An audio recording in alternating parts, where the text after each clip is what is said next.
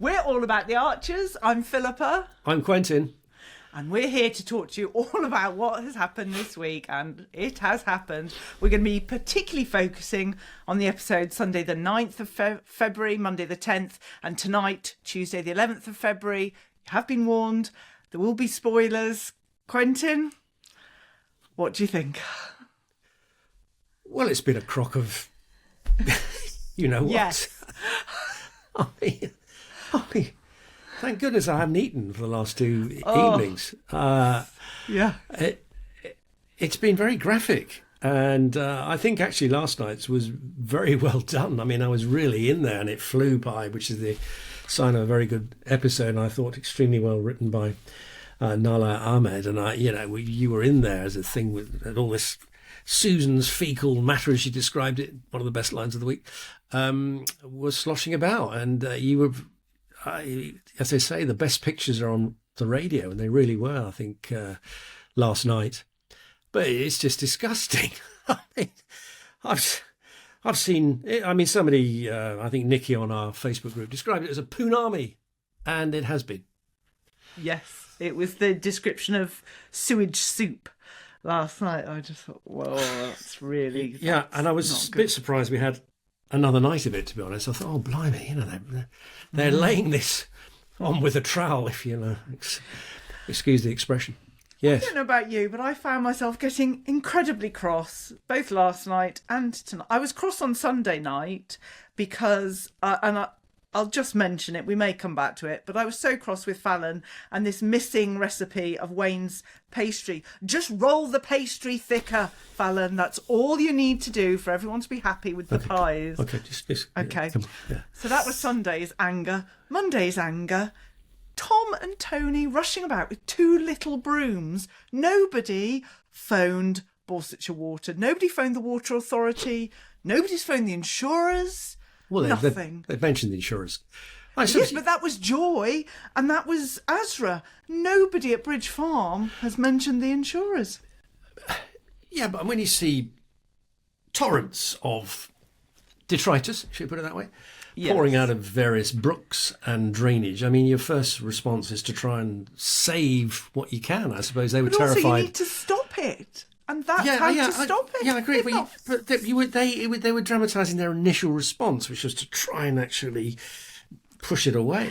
I'm sure somebody's phoned Borsetshire Water by now. But then they would have taken action because there are processes and procedures you have to go through in these circumstances. Well, you're saying because we've had a night of this stuff. Yes. That nobody up to this point has phoned Borsetshire Water. No, they haven't at Bridge Farm. They've just been going round with their brushes, trying to come along. I find that hard to believe. And sorting it out. I think it's another burst. What's it from Borsetshire Water? It's not the beavers, is it? They haven't secretly got beavers in and they're causing all of this. Maybe the beavers have affected the water courses already. Once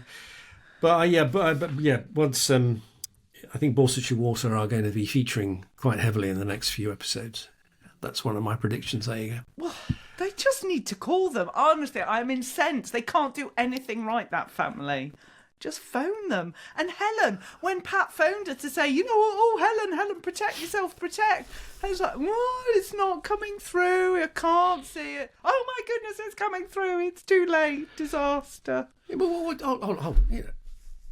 what would the great Philippa do then if you got stuff? Oh God, I want to use the broom. So you're sitting there tucking into a peanut and jam sandwich, which is one of my favourites, by the way. And suddenly all this effluent comes up through your plug holes. So what does the great Philippa sewage expert do then? You leave the property as Azra and family did, as Mick and Joy did. That's the sensible thing to do.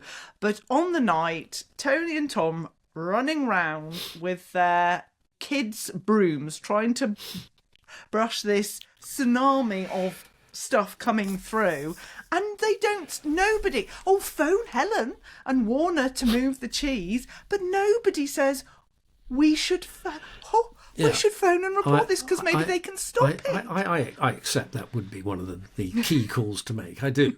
But we are talking about drama here, and things get exaggerated, and for dramatic effect, it's more interesting to hear Helen and Pat panicking to Helen than hearing, hello, Bolswardshire Water, press 1 for...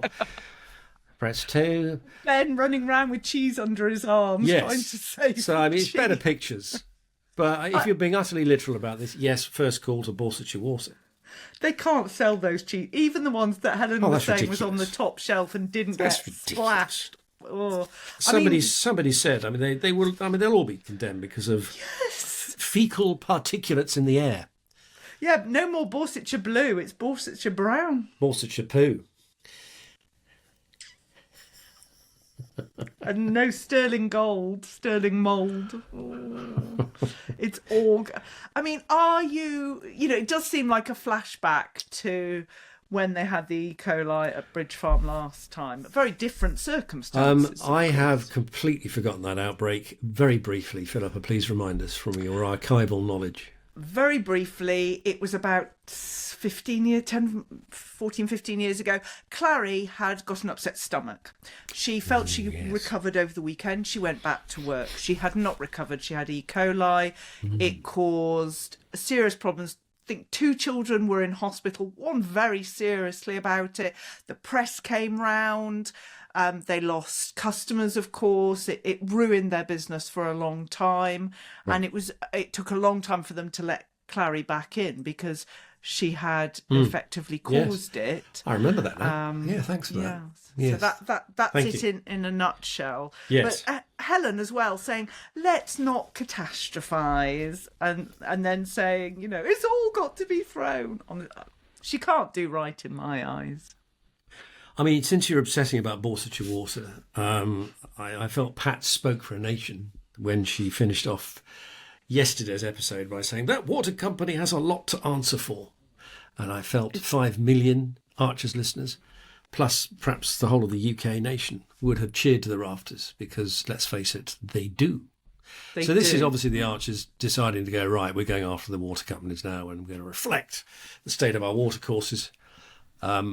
Bring in the beavers to clean it all up, and so this is obviously the latest issue that the Archers have decided to focus on. But I felt for anybody who was, and some were. I've seen comments saying, "Oh God, I was eating at the time and I heard all," because people actually prepare their meal listening to the Archers, don't they?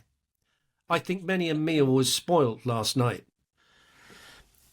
Yeah, I love the fact that Natasha stayed well away and just made them cups of coffee, which she gave to Susan to bring out on a tray. I don't blame her at all.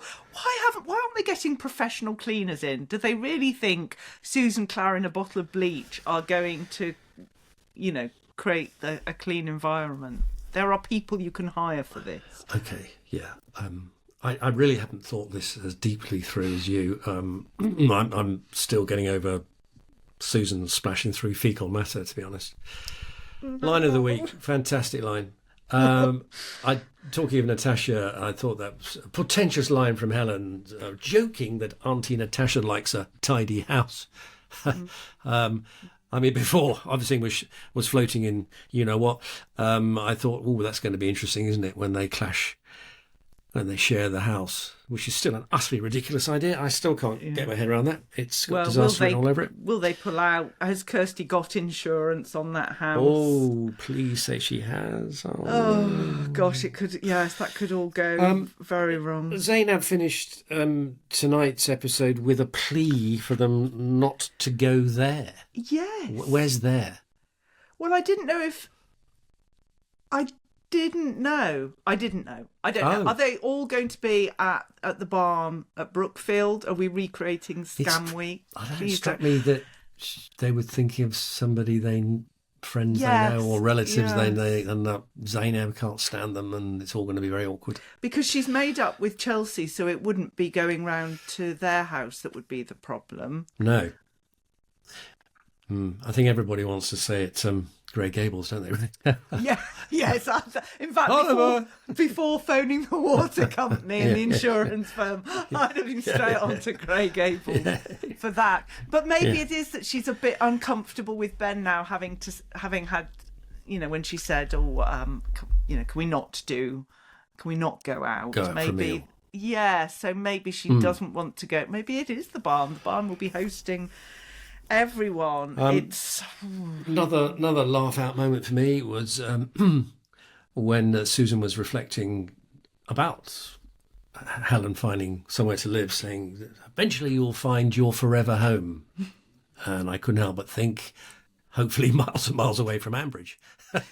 Well, it's a prediction, but I've got so many of them. I'll throw it in now. I wonder if this will push Pat and Tony into just shutting up, retiring, because they've hinted that it's too much for them. And then Helen can move into the house. And then Tom and Natasha will want to move into the house, and it'll create another set of issues. I don't know. Well, weirder things have happened. Yes, I mean, it's still very sad. We still could face I'm just looking for my veil here. Where have I put my veil, Quentin? It does look like Harrison is still going. Oh, I can't find my veil. Oh, you can't find your veil. What a shame. No. I mean, in a way, we're a bit limited as what we can talk about, because it's just been one topic, hasn't it? Yes, I found it. Is that really necessary? It is, because he's off and it's very sad. So you had a whole podcast of that last week. So come on, have to take it off. Okay. All right.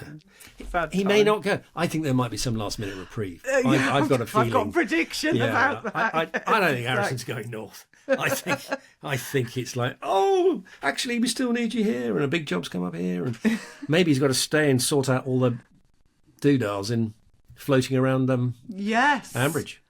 Well, Jolene says she's going to miss Harrison, but Fallon hadn't said it. Let's just talk about Fallon and her catering plans. What are your thoughts on that? Well, I might as well name her now as the twit of the week. I mean, what a twit she's been this week so far. Yeah. I mean, just wanting to change Wayne's very, very popular menu with a lighter pie. And I'm complete with Ben. A pub pie should be stodgy. Yeah. And she wants to change the menu, bring in Korean food, bring in this and that, and new dishes. And she just didn't, A, listen to the customers, and B, pick up the hints from Jolene, until Jolene had to hit her over the head and say, look, leave it alone. Just work out Wayne's pastry. And the customer's always right. So she got on my wick, and she is my twit of the week as a result. And as you've mentioned food, I'll rush through it very quickly. Pie and chips, lasagna, veggie mince, truffles, southern barbecue brisket, Korean-style chicken, onion, sewage soup, Easter batch of cheese, yoghurt, cheese, peanut butter and jam, toast. And it is #cricket is less boring. Oh, come on. No. Who is your star of the week? I hope you noticed the little drawings. Beautiful drawing. And that's a batter ball and a, what's that thing called? Stump. That's a stump. Stumps. Yeah. 3 of them. Stumps. 2 bales. Oh, you lost cause. Hopeless. I mean, I did obviously object to Sunday. I've got here food heavy, far too much food. I think Nala Ahmed is threatening to outstrip our wonderful Sarah here for food references. She's fabulous. But there were an awful lot, weren't there? But we had lasagna mentioned as well. Khalil's joking about setting up an abattoir in the back garden. I wouldn't put it past him. Anyway. So who's your star of the week? Star of the week. I decided it's Ben. Yes. Because I thought he was lovely. He instantly was trying to help out at Bridge Farm, and he was calming everybody down and being constructive. And I felt sorry for them getting embarrassed by Zainab as well, but principally because of the way he just rolled up his sleeves and got stuck into the, that's flowing through Bridge Farm. My mother did say she'd hoped he'd put on enough deodorant, because as he was carrying the cheeses under his word, arms. yes. Oh, he had a bit whiffy, wouldn't he? Yes. I don't think you'd actually smell the cheese, considering the other odours. Yes. Yes. Your tweet of the week then is Fallon. Fallon. Yeah. Yes, mine was Fallon and Helen, just because she's Helen. But yeah, Fallon as well. Predictions. So is your star Ben as well? Yes. So we completely agree. Oh my goodness, have I got it on my ear? This has to stop. This is bad. This is bad for listening figures. No, don't. I think everyone knows it'll never happen again. The day you enjoy the food mentions is the day we really need Well, I've to worry. actually mentioned stodgy pies. I couldn't believe it, but that's because. Well, I love peanut and jam sandwiches. That's one of my favourites, and I do like a stodgy pub pie. Blimey, we've agreed far too much. Predictions. What do you want? Predictions? Sorry, I predict that there's going to be a cameo appearance by Fergal Sharkey. That he is, of course, the scourge of all the water companies. Look at that blank look on Philippa's face. Who's Fergal Sharkey? Look him up. Fergal Sharkey. Okay. I just didn't know what his. Well, he's become the yeah. modern day scourge of the water company. Yeah. It's magnificent. So hopefully Fergal will make a cameo appearance in Ambridge. But obviously the dairy is going to be shut down indefinitely as well. Yes, my prediction, Zainab's dad will arrive very soon and the shells won't be done in time.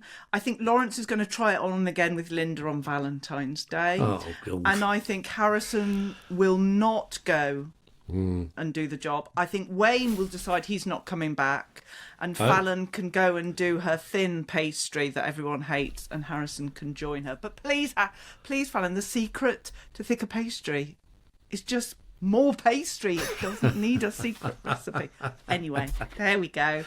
Now we've got a Patreon live event coming up on the 14th of March, I believe. I will just check that because I was supposed to check it earlier on and I have failed. Quentin, do you know off by heart if it is? 14th. It's the 14th, yes. 14th of March at 7:30. And I presume our fellow friends and colleagues, Katie and Lauren, will be attending for that one as well, will they? Because this is meant to be our monthly group podcast, so they've just claimed to have other reasons for not being here. Yeah. Outrageous. And I'll be back on... Oh, and I should say, for the Patreon event, there are links below for you to click on to sign up for that, so you can join us for that live online event. We're really looking forward to talking to you then. And I'll be back on Tuesday with Katie for more of our madness. Until then, it's a goodbye from me. And it's a goodbye from me. Goodbye, everyone.